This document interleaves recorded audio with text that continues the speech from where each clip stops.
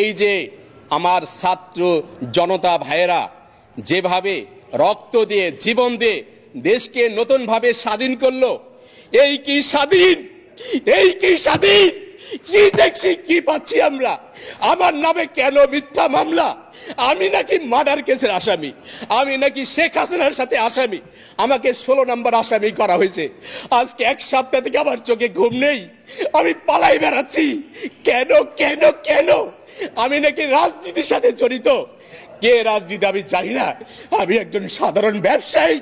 কেন আমার নামে দেখেন একাধিক মামলা করেছে এই স্ট্যান্ডার্ড হোল্ডিংস যে আমার 14 কোটি টাকা আত্মসাৎ করেছে।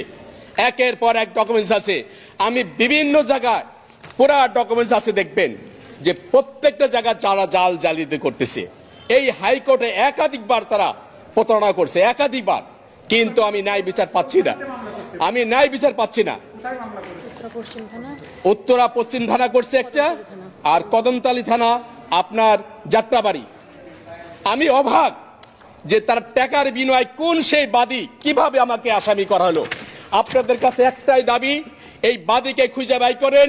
আমাকে কিভাবে চিনে, আমি কোথায় আওয়ামী লীগ করি, কোথায় আমি নাকি আওয়ামী লীগের নেতা, আমি নাকি আওয়ামী লীগের কি, আওয়ামী লীগের কি, যুবলীগের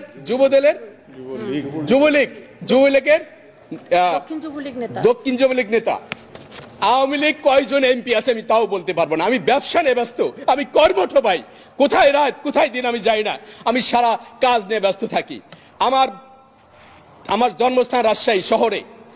একজন যদি বলতে পারে বাংলাদেশে আমি কোন রাজনীতির সাথে জড়িত, আপনাদেরকে আমি ওয়াদা করছি আমি আপনাদের সামনে নিজের গলায় নিজে ফাঁসি নিব। কেন আমাকে মিথ্যা কথা আমাকে ফাঁসানো হচ্ছে? কেন কেন কেন? এটা তো হইতে পারে না। এইভাবে তো এটা কি দেখছি আমরা কি আশা করেছিলাম, কি পাচ্ছি? আমাকে রাজনীতির সাথে যে জড়াইলো, কোথায় যাত্রাবাড়ি, কোথায় উত্তরা, কিভাবে জড়াইলো, এটার ন্যায় বিচারের দাবি করছি। আমি বর্তমান যে এই যে মিথ্যা মামলা দিয়ে আমাকে আমার ফ্যামিলিকে ধ্বংস করে দিবে,